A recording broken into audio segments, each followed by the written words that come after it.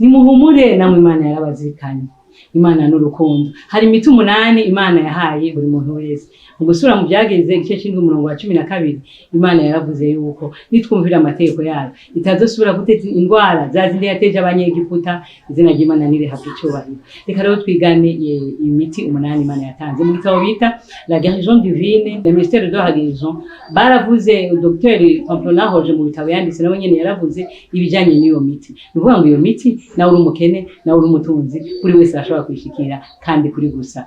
Umuti wa mbere ni gufungura neza ku gihe cyiza. Mbega yavuze gufungura neza bavuze ngo ni gufungura ibintu byiza ku masaha meza, unezerewe ukabihekenya neza bikanoga bikagutemba neza. Icya kabiri ni gukora igikorwa cyo kwinonora imitsi. Nuvuga ngo ukoresha iminota 30 buri munsi mu gatondo no ku mugoroba izuba ritarara. Ikindi ni ukunywa amazi. Ukanywa amazi y'akazuyazi mu gatondo, hama ku mutaga ukanywa yandi no ku mugoroba ugakwiza litiro n'inusu. Mbere mu gihe cy'izuba ho turashobora kurenza n'iyo litiro n'inusu. Ikindi ni imishwarara y'izuba.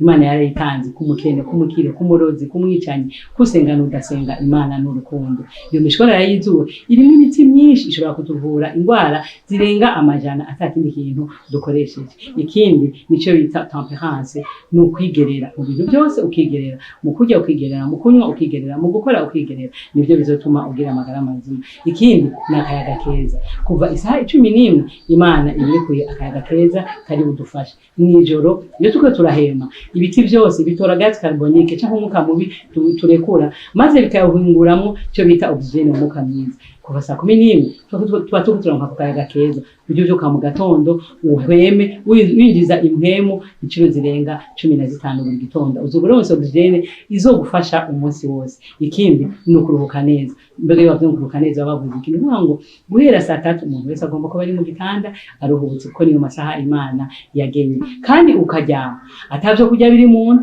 udahaze, ahubwo usa n'ushonje kandi ukajya munezerewe. Kira basokuru barabikora baganiza abana bakacira utugani twiza imbere yuko baryama. Ariko abaho iterambere riziye ibyo abantu benshi baravyibagiye.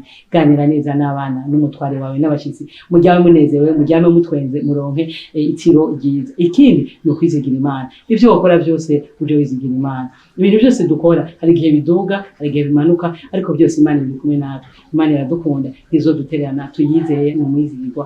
Imana iduhe kuyizigira buri munsi mu byo dukora byose mu izina rya Yesu.